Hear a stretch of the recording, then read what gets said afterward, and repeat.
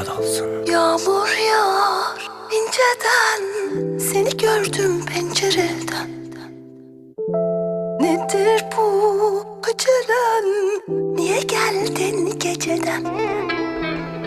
Sesin gelir şifa veren kulağıma inceden. İsmin takılır çıkamaz dudağımdaki heceden.